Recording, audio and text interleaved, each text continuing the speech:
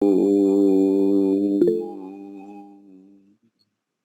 सहनाववतु सहनौ भुनक्तु सह वीर्यं कर्वावहै तेजस्विनावधीतमस्तु मा विद्विषावहै। ओम शांति शांति शांति। सबको सादर नमस्ते जी। जी ओम। एक मेरी आवाज देख लीजिए आप सब। और आवाज ठीक है? हाँ ठीक है जी। ठीक है। ओम यदंदाशुषे त्वं अग्ने भद्रं करिष्यसि तवेतत् सत्यमंगिरः मानो मेधां मानो दीक्षां मानां हि शिष्ट यत्तपः शिवानः सन्तो सन्त्वायुषे शिवा भवन्तु मातरः। उपस्थित श्रद्धेय महेंद्र मुनि जी, समादरणीय भद्र पुरुषों, पूजनीय मंदिरिया मातृशक्ति, हम सब लोग विगत 16 संस्कार पढ़ते हुए आ रहे हैं। उसी श्रृंखला में वानप्रस्थ संस्कार है और वानप्रस्थ संस्कार भी अपने अंतिम पड़ाव पर है। उसी वानप्रस्थ प्रकरण से 2 मंत्र आज हम व्याख्यान के लिए लेते हैं और समय रहेगा तो आगे भी लेंगे।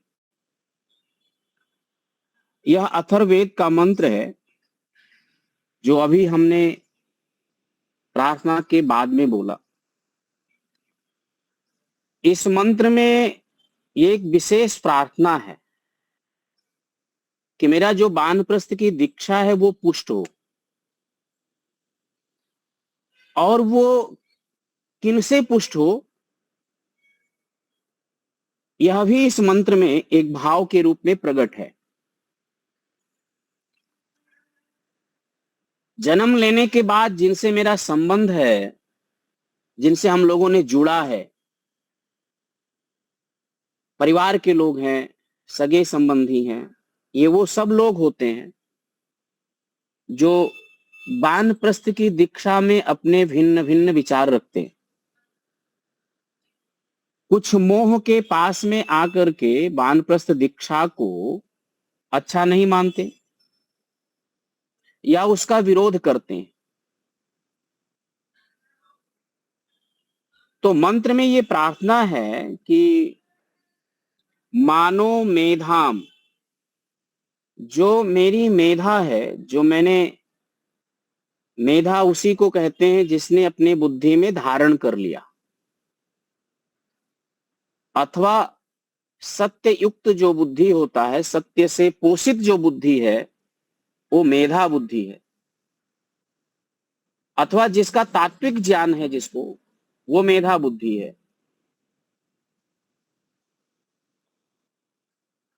तो मेरी मेधा, मेरी प्रज्ञा, मेरा विचार, मेरा जो संकल्प है वो नष्ट ना हो, अर्थात मेरे संबंधी जन, मेरे आसपास रहने वाले सांसारिक मित्र जन मेरी प्रज्ञा को नष्ट ना करें। मां हिंसिष्ट यत तपः, और जिस तप में मैं प्रवृत्त हो रहा हूं वो मेरा तप कहीं नष्ट ना हो। तो हमारी मेधा, फिर इसी मंत्र का भाव ये है, दीक्षाम, मेरी दीक्षा नष्ट मत करें। और दीक्षा का हम सब पूर्व मंत्र में जो आया था, व्रतेन दीक्षायाम, तो वो मंत्र याद होगा। उस मंत्र में दीक्षा की व्याख्या हुई थी पूर्व के मंत्र में, प्रकरण में। उसी मंत्र की दीक्षा के व्याख्या को इस जगह हम सब लोग जोड़ लेंगे। तो ये मंत्र भी बहुत स्पष्ट होगा और हमारे विचारों को पुष्ट करेगा। तो 3 बातें हैं जिसकी रक्षा के लिए विनम्र प्रार्थना है। पहली प्रज्ञा, दूसरा दीक्षा और तीसरा तप। ये तीनों कहीं परिवार के लोगों के कारण, सगे संबंधी जनों के कारण ये तीनों मेरा कहीं नष्ट ना हो, इसके लिए बड़ा विनीत प्रार्थना है, बड़ा नम्र विनम्र प्रार्थना है। और ये प्रार्थना जहां विनम्र है, नम्र है, वहीं ये प्रार्थना अपने वानप्रस्थ दीक्षा की पुष्टि के लिए उदात्त भी है, ऊंचा भाव है। हमारे जीवन की सफलता के लिए यह भी प्रार्थना है। तो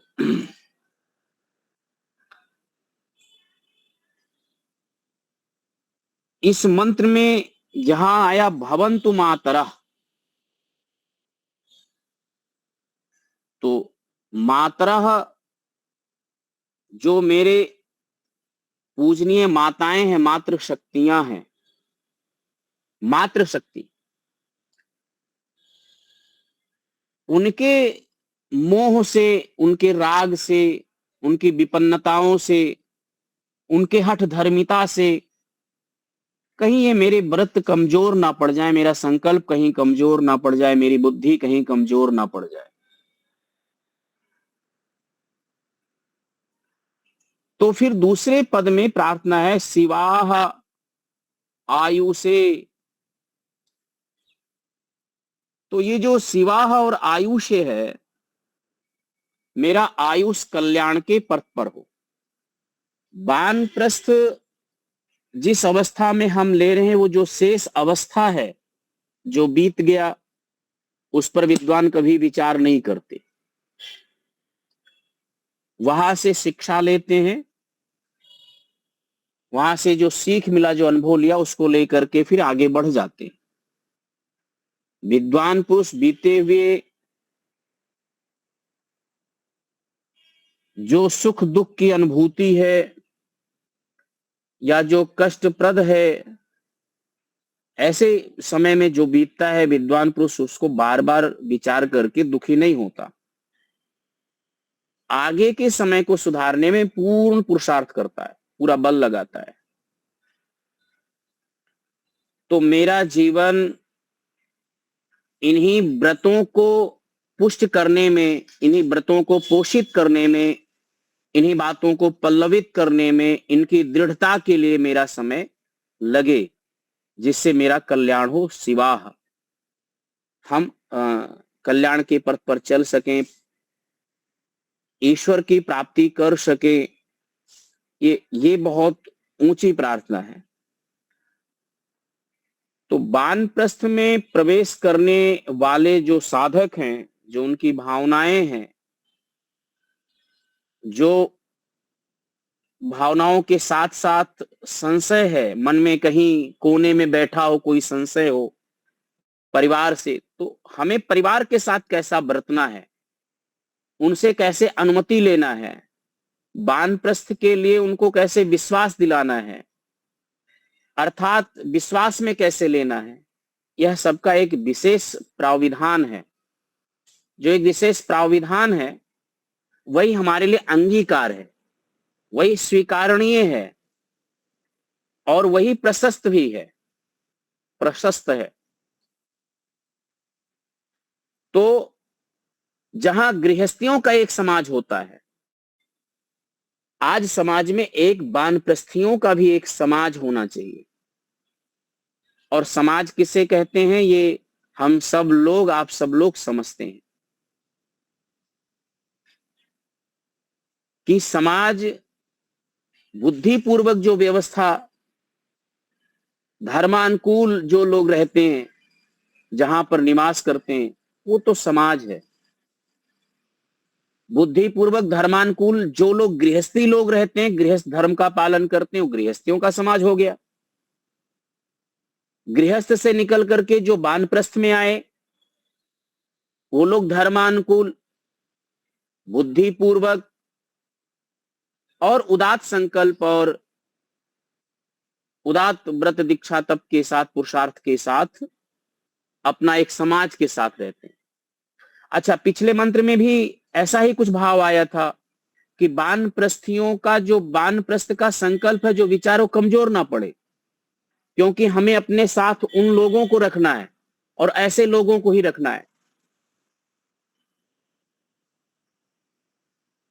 तो इसके 3 हमने बिंदु निकाला, इस मंत्र के व्याख्यान के 3 बिंदु महत्वपूर्ण रखा, और जो वानप्रस्थ से अपनी भावनाओं को पुष्ट करना चाहते हैं उनके लिए है, जो सीख इस मंत्र में मिला। तो वानप्रस्थियों की बुद्धि और साधना में किसी भी प्रकार की बाधा ना डाली जाए गृहस्थ समाज की ओर से। गृहस्थ समाज उनके लिए ऐसा वातावरण तैयार करे अथवा ऐसा सहयोग प्रदान करे कि वानप्रस्थ की जो साधना है, जो तप है, गृहस्थ समाज की ओर से, उनकी प्रति ओर से कोई बाधा ना पड़े। दूसरा है कि गृहस्थ समाज का भी एक दायित्व और बढ़ जाता है इस मंत्र के माध्यम से, कि जो गृहस्थ वानप्रस्थ की दीक्षा लिया है और जिस तप में वो रत है, उस दीक्षा की क्षति ना हो, किसी भी प्रकार से उसके दीक्षा की हानि ना हो, और तपस्या को कोई चोट ना पहुंचे। अब देखिए, ये दूसरी और तीसरी बात कि ये कोई मनमुखी अथवा ये कोई धर्म विरुद्ध कार्य तो है नहीं ऐसा, और यह समाज से पलायन का एक कोई व्यवस्था तो है नहीं कि गृहस्थ को जो लोग नहीं चला सके, गृहस्थ के कर्तव्यों का पालन नहीं कर पाए, आर्थिक रूप से, शारीरिक और मानसिक रूप से कमजोर है, तो गृहस्थ घर द्वार छोड़ करके बाबा बनने चल दिए। ऐसा शास्त्र का आदेश नहीं है। तो शास्त्र का फिर आदेश क्या है? तो शास्त्र का आदेश यह है कि आपने गृहस्थ धर्म को, जिसमें आपने प्रवेश किया था, एक निश्चित समय तक आपने पूर्ण योगदान दिया है, कार्य पूरा हो गया। अब उन्हीं सगे संबंधियों के साथ उनकी अनुमति लेकर के, उनके विश्वास लेकर के, तो परिवार का, संबंधी जनों का, समाज का, और समाज में जो देव पुरुष हैं, देखिएगा, देव पुरुष अथवा सन्यासी है, विद्वान है, विचारक हैं, समाज सेवी हैं, इन सभी को बुला करके, इन सभी से अनुमति लेकर के, इन सभी का विश्वास जीत करके, और सबके साथ सार्वजनिक रूप से यह प्रतिज्ञा करनी चाहिए। तो ये 3 मंत्र हमें यह दर्शा देता, ये 3 विचार हमें दर्शा देता है कि वानप्रस्थ गृहस्थ से निवृत्त होकर के वानप्रस्थ में प्रवेश करने वाले वो पलायन नहीं है। एक बहुत विशेष उद्देश्य के लिए, एक जीवन को सार्थक बनाने के लिए, ईश्वर प्राप्ति के मार्ग में अपने वेद का, धर्म का, शास्त्रों के संवर्धन, संरक्षण के, समाज को पुष्ट करने के लिए एक और दायित्व उन्होंने अपने जीवन में लिया, एक विशेष दायित्व, एक विशेष व्रत लिया है। ये सब बातें निकल करके सहज ही निकल करके आ जाती हैं। दूसरा जो मंडूकोपनिषद का मंत्र है, वो मंडूकोपनिषद के जो भाव हैं, जो विद्वान पुरुष हैं, जो देव पुरुष हैं, और जिन लोगों ने इस पथ पर चले हैं, उनके शरण में, उनके संसर्ग में, उनके सत्संग में हो करके, तपः श्रद्धे ये ही उप अवसंति अरण्ये अरण्य का अर्थ है वन में। उप अवसंति निवास करें, रहें। जहां पर एक होता कि हाँ अरण्य संति, अरण्य में हैं, रहें, या जो लोग रह रहे हैं, निवास कर रहे हैं। और ध्यान रखिएगा, जब मंत्र में कोई उपसर्ग पद आता है तो कुछ विशेष प्रयोजन के लिए आ जाता है, उस पर विचार करना पड़ता है। वन में तो वनवासी भी रहते हैं, आदिवासी क्षेत्र के लोग भी रहते हैं। क्या इनके बीच में जाकर के रहने से आपके जो ईश्वर प्राप्ति का उद्देश्य वो पूरा होगा? अथवा ऐसी जगह नहीं, नहीं, ऐसा नहीं। जो परंपरा से, ईश्वरीय परंपरा से, वैदिक परंपरा से, शास्त्रीय परंपरा से जिन लोगों ने इस पथ को चुना है, और जिन उन लोगों ने वनों में जहां जहां निवास किया, जिस प्रकार उस पथ को अपनाते हुए, उस पथ का प्रशस्त करते हुए आपको वन में रहना है। कुछ लोगों ने कहा कि मुझे एकांत बहुत पसंद है। तो किसी ने पूछा क्यों? तो कहा एकांत इसलिए मुझे पसंद है क्योंकि एकांत में अकेले खाने में आनंद आता है।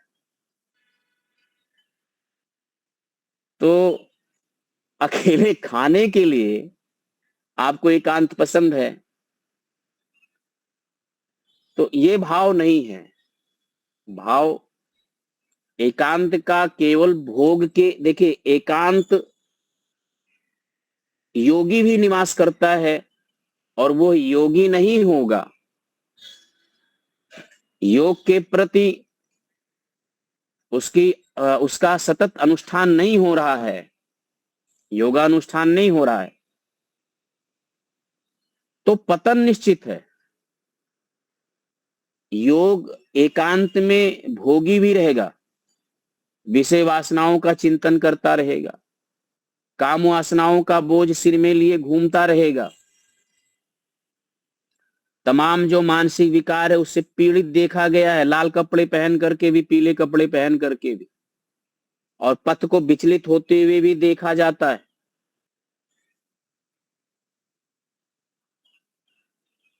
इसलिए मानसिक गिरावट आने में, अवसाद हो जाने में, कुंठा के रोग से पीड़ित हो जाने में, यद्यपि आपकी साधना परिपक्व नहीं है, सत्संग परिपक्व नहीं है, आप देव पुरुषों के साथ में नहीं है, और जो आपके विचारों को उदात नहीं बना रहा है, आत्मनिरीक्षण करा करके आपके जो दुरित हैं उसको निकाल रहा है, जो भद्र है उसको भर रहा है, ऐसे देव पुरुषों के संसर्ग में ही आपका वानप्रस्थ की दीक्षा पुष्ट होती है, आपका तप पुष्ट होता है, आपकी मेधा पुष्ट होता है, आपका विचार पुष्ट होता है।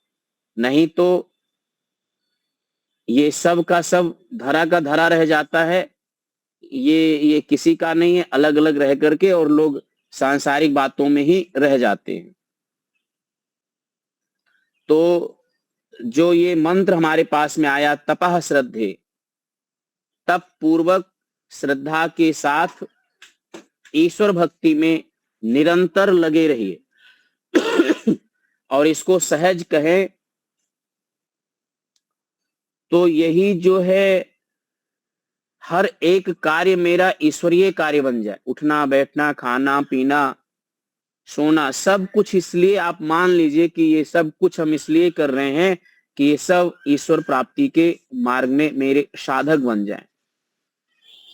भाव पैदा ऐसा हो जाए, भाव में श्रद्धा स्थापित हो जाए, तो ये बात बन जाती है। तो तपः श्रद्धे अरण्ये शांत्या, शांति भाव से, शांति भाव से, भक्ष्याचार्यम, जब आवश्यकता लगे, शरीर के भरण पोषण की आवश्यकता लगे, उदर को भरण पोषण लगे, जिससे आपका जीवन चल सके, इतना ही भिक्षारण यानी भिक्षा के संदर्भ में इतना ही है, भिक्षाटन के संदर्भ में इतना संग्रह भी नहीं करना है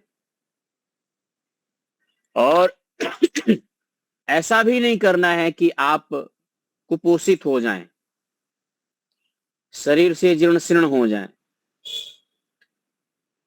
तो सभ्य समाज में, शिष्ट समाज में, शिष्ट लोगों से इतना भिक्षा की याचना करके हम लोगों को ये करना है, यानी वानप्रस्थियों को इतना करना होता है। शांत भाव से रहना है। ये जो शांत्या भैक्ष्यचर्यम लिखा जो, क्योंकि जिसने भिक्षाटन नहीं किया है वो सम्मान के पद पर बैठा हुआ है। सम्मान के पद पर बैठा हुआ व्यक्ति कभी भिक्षाटन नहीं कर सकता और वो सांसारिक ताना बाना से बुधा हुआ है। वो अंतःकरण के अंतर जगत में, अध्यात्म जगत में प्रवेश किया ही नहीं है। तो अंदर की जो शांति है उसको नहीं टूटना चाहिए, उसमें कोई कठिनाई नहीं आनी चाहिए, वो अशांत नहीं होना चाहिए। समाज में अब आपको क्या मिल रहा है, लोग क्या दे रहे हैं, ये समाज के ऊपर छोड़ दीजिए, लोगों के ऊपर छोड़ दीजिए।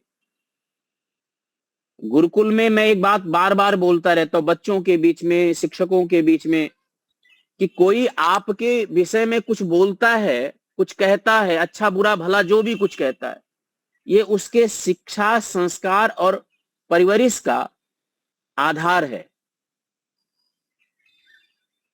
जैसे ही उसकी शिक्षा है, जैसा उसका संस्कार है, जैसे माता पिता परिवार में उसके परिवरिश हुए हैं, वो अपना परिचय देगा।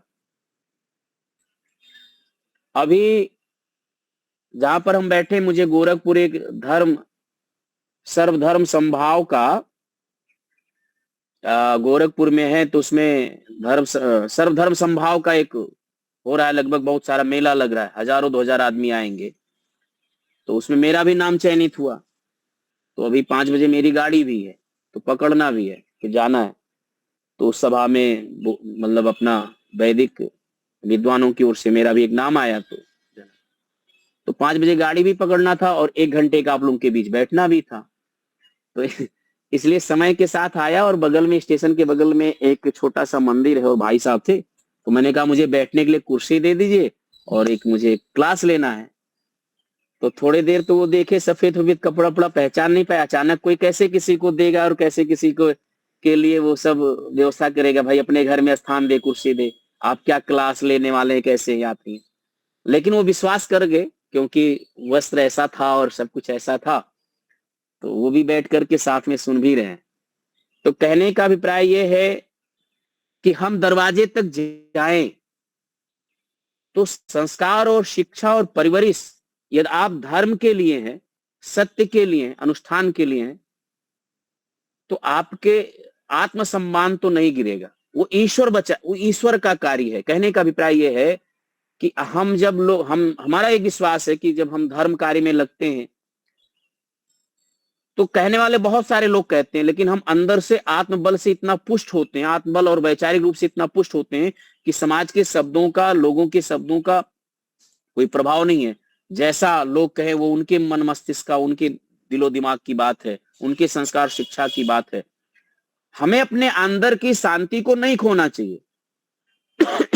बहुत सारी माताएं हैं, समाज में जाती हैं, आर्य समाज में, बहुत सारे मंदिरों में जाएंगी, गायत्री परिवार में जाती हैं, और वहां पर उनके अनुकूल व्यवस्था ना मिला, उनके अनुकूल भोजन नहीं मिला, उनके अनुकूल व्यवस्था नहीं मिला, तो वो अंदर से इतना शांत हो जाते हैं, इतना मतलब उल्टा पुल्टा व्यवस्था को, सबको क्रोध आवेग आवेश में आएंगे, बोलते रहते।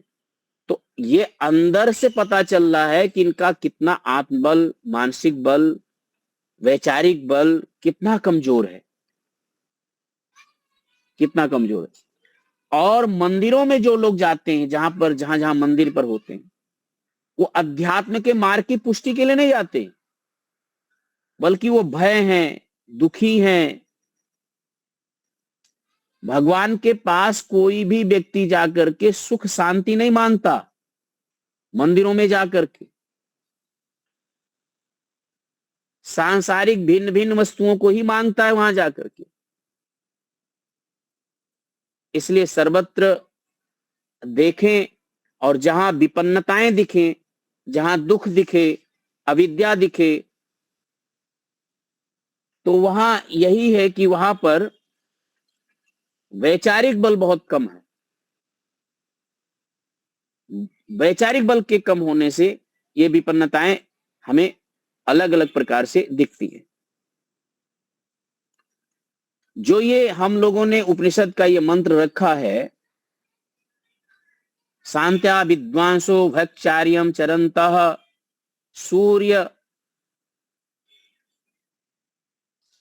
सूर्यद्वारेण ते विराजाः प्रयान्ति यत्रामृताः स पुरुषो ही अव्ययात्मा।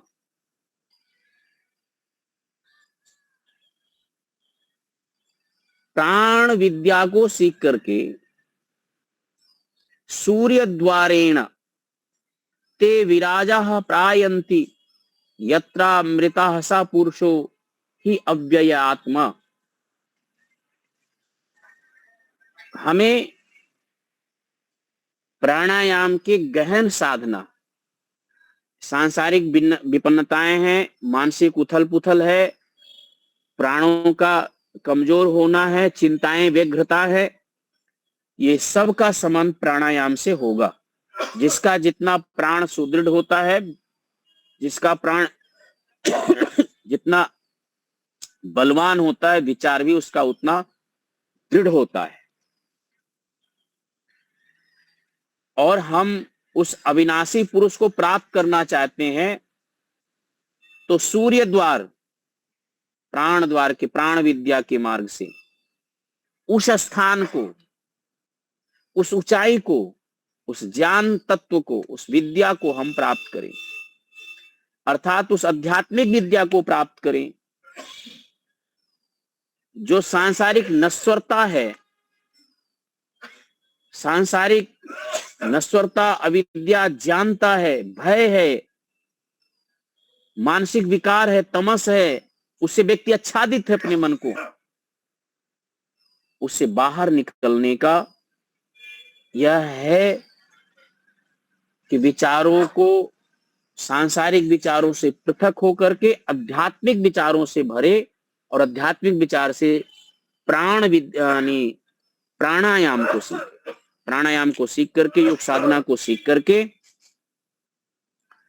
उस अजर अमर अविनाशी परम पुरुष, परम पिता परमात्मा जो हृदय गुहा में विराजमान है, उनको हम पकड़ें, अनुभव करें, लाएं।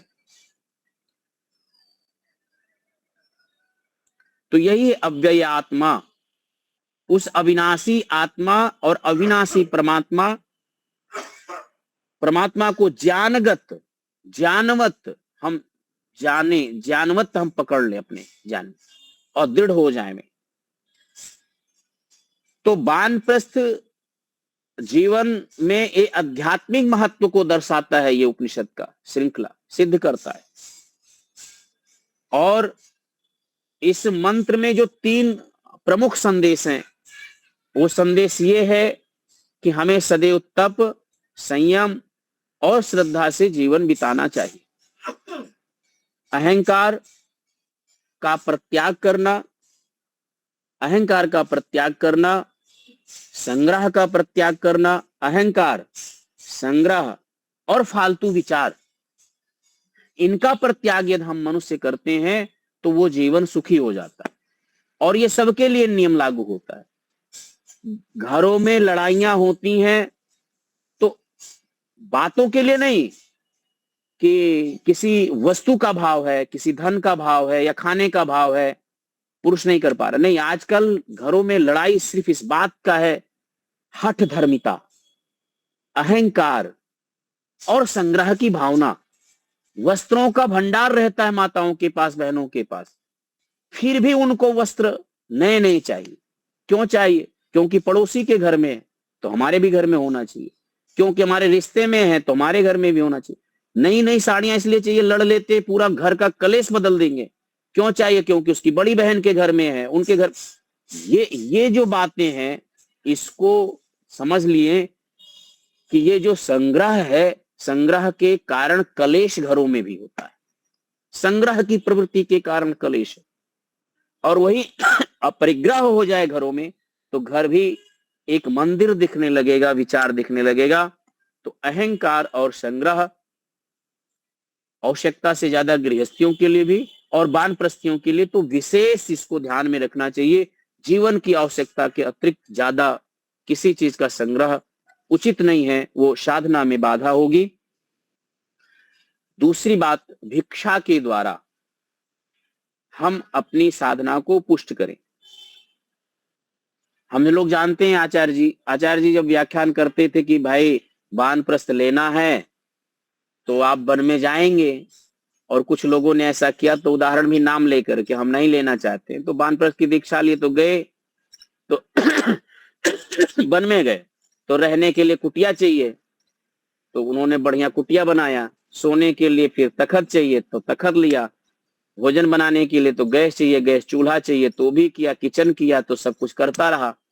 तो ड्रम भी रखा, भंडार भी रखा, और उसके बाद बनाना रहा तो बना नहीं पाए तो बनाने वाला भी चाहिए। तो पूरा तो घर उठा ले गया फिर वन में, तो वन और घर में फिर अंतर क्या रहा? तो इस प्रकार से सब कुछ गृहस्थी, क्योंकि मनुष्य जो है, जो उसके मस्तिष्क में जो बातें होती है वही वो व्यक्ति कहीं भी जाएगा तो इम्प्लीमेंट करता है। जैसा उसका शिक्षा संस्कार पूर्ववत है, पूर्व का, वो नहीं, वो नए में प्रवेश करना ही नहीं चाहता, नए को देखना नहीं चाहता। हम देखते हैं कि गुरुकुल है, गुरुकुल जिसने कई सालों तक जीवन जिया है गुरुकुल, तो गुरुकुल का जो आत्मा है वो जानता है। अब जो लॉर्ड मैकाले की शिक्षा पद्धति से लोग आता है तो वो गुरुकुल को ही, गुरुकुल में क्या है, ऐसा होना चाहिए, ऐसा होना चाहिए, तो इंप्लीमेंट करता है। धीरे धीरे धीरे धीरे गुरुकुल जो है वो स्कूल बन जाता है। लो, धीरे धीरे चलाने चले थे गुरुकुल, और धीरे धीरे धीरे धीरे देखते देखते देखते देखते वो स्कूल बना दिया। बाद में पूछा भैया गुरुकुल चलाने गए थे ये क्या कर दिए? तो क्योंकि उनके सोच में है ही नहीं है। गृहस्थ से निकले और गृहस्थ बसाने वन में चले गए, तो उनको वानप्रस्थ नहीं समझ में आया। वानप्रस्थ क्यों नहीं समझ में आया? क्योंकि उनको कोई अच्छा गुरु नहीं मिला और गुरु के वो साथ शरणागत नहीं हुआ।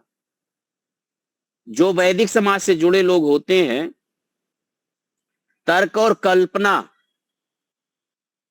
आजकल याद रखिएगा, यथार्थ से दूर होकर के जब मिलता ना मुझे कोई, मैं क्षेत्र में प्रचार करने जाता हूं तो शास्त्र की बातें नहीं है, अपनी तरफ से कल्पना कर करके और तर्क लगा लगा करके वो अपने को इतना ऊंचा पर बैठ गया है। जैसे ये मान लीजिए कि कौवा इतना ऊंचा बैठा रहे और समझता है कि अब हम ही तो इतने ऊंचे विचारों में बैठे, इतने ऊंचे विद्वान बन के बैठे हैं, और वहां बैठा है, नीचे पूछो तो कुछ नहीं है। तो ये झूठी कल्पना, मिथ्या कल्पना कर करके और झूठा लॉजिक और तर्क दे करके जब शास्त्र सम्मत जीवन जीना होता है तो शास्त्र सम्मत जीवन इतना सरल नहीं होता है। शास्त्रीय लोगों के, जो शास्त्रीय पद्धति से आचरण करते, उनके जीवन से जुड़िए, और वहां हमें मिलता है कि हाँ, इन लोगों ने बड़ी श्रद्धा के साथ, बड़ी भक्ति के साथ, बड़ी भाव के साथ ये जीवन को जो शास्त्र है अपने जीवन में चरितार्थ करते हैं। और जब चरितार्थ करता हुआ कोई ऐसा संत पुरुष, देव पुरुष, ऐसा त्यागी तपस्वी मिलता है तो सहज ही उनका जीवन का आचरण ही हमें सिखाने लगता है। ये सच मैं बताऊं, सिखाने लगता है उनके जीवन के आचरण। गुरुकुलों में जो आचार्य होते हैं, आचार्य केवल किताबी ज्ञान देवे तो वो फिर आचार्य नहीं है, केवल पुस्तकीय ज्ञान दे रहा तो ये मान लीजिए आप। पुस्तकीय ज्ञान तो वो और भी माध्यम से उसको प्राप्त हो सकता है, और भी कई माध्यम से उसको प्राप्त हो सकता है। तो महान भाव, मैं इतना निवेदन करूं आप लोगों से कि हमें गुरुकुल के आचार्य आचरण से शिक्षा देता है और किताबों के साथ केवल वो जुड़ता नहीं।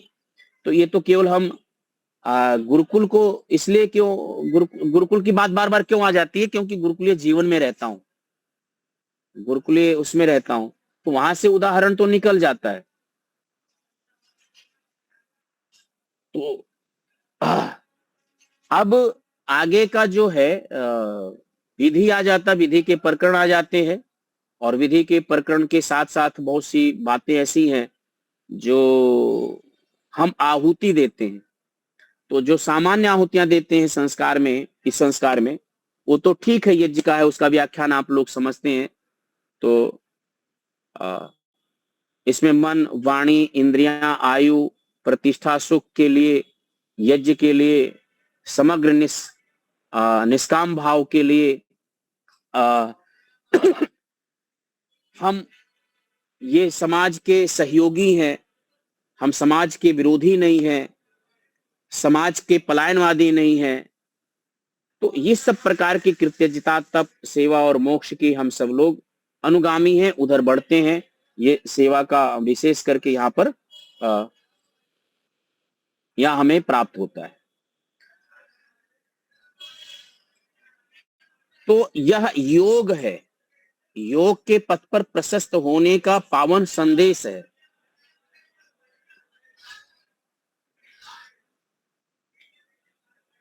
तो मैं एक बात पूर्णता करना चाहता हूं कि अग्निहोत्र के सम्मुख जो स्वाहा करके और आहुतियां देते हैं, तो उसमें अनेक भाव बोलते हैं। इसको हम समय इसलिए प्रारंभ नहीं करना चाह रहा हूं क्योंकि समय 5 बजे मेरी गाड़ी आ जाएगी, तो 5 मिनट पहले छोड़ना चाह रहा हूं, इसलिए प्रारंभ नहीं करना चाह रहा हूं। लेकिन उस हवन कुंड में हम बहुत कुछ स्वाहा कर देते, बहुत कुछ तप त्याग छोड़ देते उस वेदी पर संसार को, और एक पीत वस्त्र को धारण करते हैं, और एक ऐसे पीत वस्त्र को धारण करते हैं श्वेत वस्त्र का परित्याग करके। इसका संदेश और इसकी वाणी, तो मन, वाणी, इंद्रिया सब यज्ञमय हो, और मैं सभी साधनों में मेरा परमेश्वर की तरफ हम उन्मुख हो जाएं। और इन्हीं शुभ भावनाओं के साथ आप सब लोगों ने आज का ये सुना है। इन सबका बहुत बहुत साधुवाद, बहुत बहुत धन्यवाद। 5 मिनट या 7 मिनट है, तो श्रद्धेय महेंद्र मुनि जी समय ले लेंगे। जी जी जरूर, बहुत बहुत धन्यवाद आपका। बहुत बहुत धन्यवाद आचार्य जी, हम आपका उनको धन्यवाद देना चाहते हैं जिन्होंने बाहर जाना आपको है। सुविधा दी।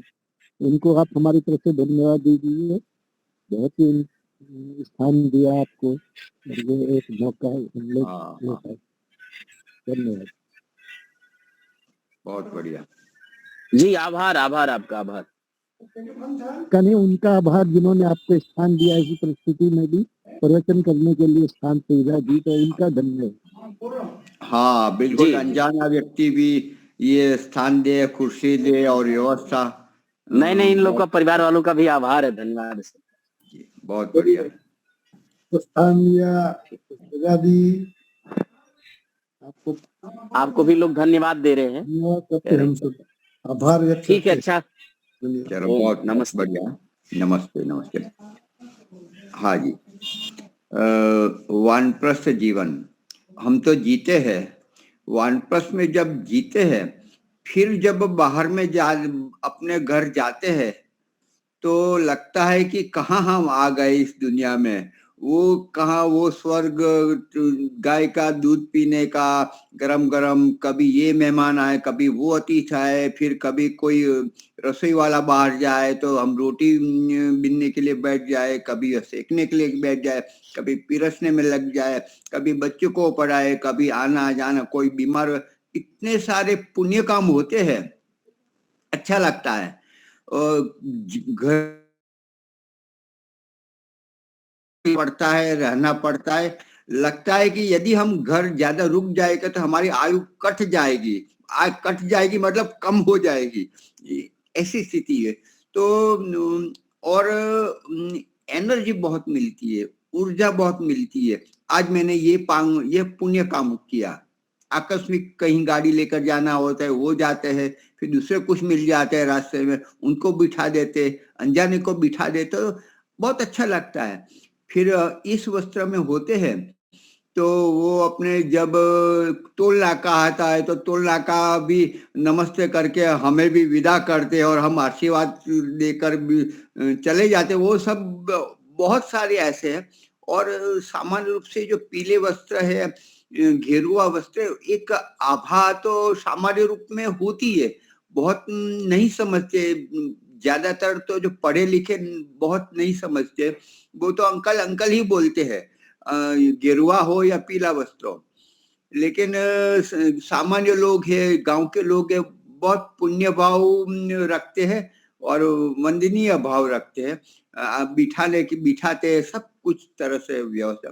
तो वास्तव में हम डरते हैं कि हम बीमार होंगे, क्या होगा, फिर अंत में तो यहीं आने पड़ेगा, फिर क्या होगा, ये सब सोचते हैं। तो बहुत अधिक भी अच्छे काम में, बहुत अधिक नहीं, अच्छे काम करना है उसके लिए बहुत अधिक मत सोचो, आ जाएंगे, जहां भी जाना है जाएंगे, लेकिन यहां होकर जाएंगे। तो दौड़ते हैं, जैसे भी रुचि है, साधना भी होती है, घर में उतनी नहीं होती, एक दूसरे के प्रभाव में भी करते हैं। ये लोग कर रहा है, ये इतना पढ़ रहा है, ये बच्चे हैं, ये पढ़ा रहा है, ये अच्छे गीत बच्चों को सिखा रहा है, तो मैं क्यों पीछे हूँ, मैं भी करूँ। तो ये उत्साह बढ़ता है, दो और करते हैं, कुछ समय के लिए आते हैं, फिर भी अच्छा करते हैं। तो ये सब स्थिति आती है, तो बहुत आनंद रहता है, एनर्जी खूब मिलती है। और मतलब बढ़ने के लिए, आगे बढ़ने के लिए और भी ऐसे कुछ समय के लिए आते हैं। हमारे एक अभी 2 माताएं आई है, तो नई आर्य समाज की पहली बार देखे, वैदिक परिवार से भी नहीं जानते, अहमदाबाद से माँ और दिकरी, लगभग 40-45 वर्ष की बहन है, और उसके माताजी भी लगभग 60 से ऊपर है। तो दोनों माताएं आई, तो यहाँ नहीं आई, वो कुछ समर्पण में जाना था, लेकिन उसको कोई जगह नहीं मिली, या तो शिविर चालू हो गई, ऐसा कुछ था, तो यहाँ आ गए। उन्होंने कहा कि यहाँ पर आए हो तो यहाँ 2-4 दिन रुको। तो यहाँ बहुत अच्छा लगा, 2 टाइम हम हवन करने का, फिर सेवा भी कर रहे हैं, कोई रसोई बनाने वाला एक कम था आदमी, तो दोनों माँ दिकरी लग गए, रोटी पका रहे, हम खा रहे, और उनको उतना अच्छा लगा कि वो प्रांति में जाकर अपनी गाड़ी से कुछ वस्तुएं ले आए कि हम ऐसे कैसे रहे, हम आपको ये थोड़ी वस्तु, तो अनाज कुछ ले आए। तो कितने भाव से वो करते, लेकिन आर्य समाज से नहीं जुड़े, सिद्धांत से नहीं जानते हैं, लेकिन ये भाव, ये प्रकृति देखा, तो उन्होंने औरों को भी कहा कि आप यहाँ भी आए, वहां आए तो यहाँ होकर जाना। तो हमारा जो आचरण है, हमारा जो व्यवहार है, तो वो भी प्रभावित करता है। यज्ञ हमारे पास, जिसके पास यज्ञ होता है, जिसके पास गायत्री मंत्र होता है, जिसके पास वेद होता है, और ऋषि मुनियों की बड़ी संपदा होती है, तो कितना आकर्षण करने का बहुत साधन है। तो यहाँ आना चाहिए, रहना चाहिए, आने के बाद घर जाओगे अच्छा नहीं लगेगा। कुल मिला के मुनि जी आश्रम में वातावरण अनुकूल मिलता है, बहुत ही अनुकूल। कल मुझे पुंसवन संस्कार करवाना जाना है। पहले मैं 3-4 मैंने अभी प्रांतिज में किए, अभी गांधीनगर में भी कहा कि आप ये संस्कार करें, आपको ही आना है। तो मैं सीधा, मैं स्पेशल गाड़ी अपनी है ये, तो जाता हूँ अपने स्वामी जी को। कल भी आचार्य प्रबुद्ध देव जी को लेकर जाऊंगा, शायद स्वामी जी का अनुकूलता हो तो उनको भी ले जाऊंगा, वहां भोजन भी करेंगे, सामने से बोलो। और बड़े ईंटों का भट्ठा जिसके पास है, मतलब सुखी संपन्न समृद्ध है और भावना भी है। हमारे पास 16 संस्कार, इतनी बड़ी संपदा हमारे पास न, बड़े बड़े डॉक्टर जुट जाते हैं, छोटे से छोटा आदमी जी सकते हैं, अनजाना जो कोई गुजर गया है तो अंत्येष्टि के लिए भी हम कर सकते हैं। तो 16 संस्कार भी बहुत बढ़िया हमारे पास साधन है, तो अनजान आदमी से भी जोड़ सकते हैं। तो बस थोड़ी बात, 5 बजे बज गया, थोड़ी बात आपने की। तो शंकर जी, आप प्रयागराज से है, आप जय घोष वो आए और शांति पाठ हमारे करवाइए। 4 लोग आए थे राजकोट से, आप नहीं थे।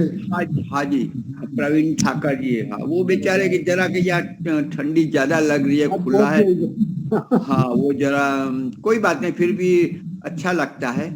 और चाचा मनोहर जी सिंह रहे भी वहाँ। आते हैं। तो वो भी 2-3 बार आए। तो मैंने कहा कि अमित भाई टेलिया, अमित भाई टेलिया, आपको हाँ बातचीत हुई थी ना अमित भाई टेलिया से, हाँ हाँ जी, जान वाले मोड़ी मोड़ी, वो हाँ आए जी, थे। हाँ जी, हाँ हाँ हाँ हाँ जी जी, चलो बहुत बढ़िया।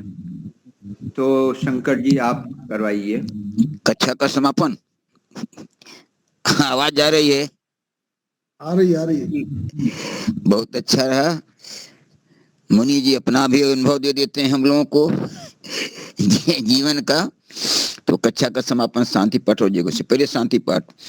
ओम ध्यो शांति अंतरिक्षम शांति पृथ्वी शांतिरापः शांतिरोषधयः शांतिर वनस्पतयः शांतिर्विश्वे देवा शांतिर्ब्रह्म शांति सर्वं शांति शांतिरेव शांति सामा शांतिरेधि।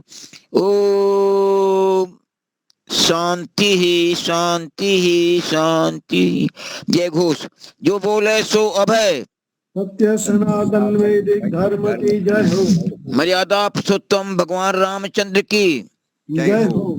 योगराज भगवान कृष्णचंद्र की जय हो। व्याकरण सूर्य गुरु बिरजानंद की जय हो। युग प्रवर्तक महर्षि दयानंद सरस्वती की जय हो। स्वामी श्रद्धानंद की जय हो। भारत माता की जय हो। गौ माता की रक्षा करो। देश के अमर शहीदों की जय हो। जो संविधान में अमर शहीदों का नाम आया था। देश के अमर शहीदों की जय हो। वेद की ज्योति जलती रहे। ओम का झंडा ऊंचा रहे। आर समाज अमर रहे। सत्यार्थ प्रकाश घर घर पहुंचे। प्रणव ध्वनि।